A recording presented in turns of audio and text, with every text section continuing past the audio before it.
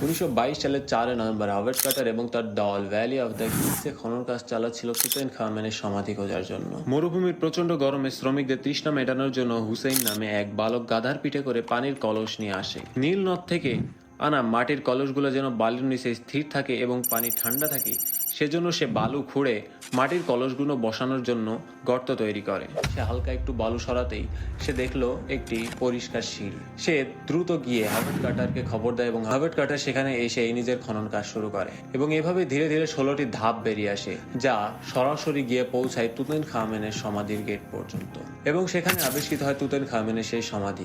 Howard Carter যখন তুতেনখামেনের সমাধি থেকে সকল ধরনের সোনা জহরত বের করছিল, তখন তুতেনখামেনের গলায় থাকা সোনার নেকলেসটি সে হাতে নেয় এবং নিয়ে হুসেনের গলায় পরিয়ে দেয় এবং তার ছবি তোলে। হুসেন তখন পাথরের মতো শক্ত হয়ে দাঁড়িয়ে পড়ে। সে জানাতে চাচ্ছিল এই সেই বালক যার জন্য তুতেনখামেন পৃথিবীর সবার সামনে আসতে পেরেছে।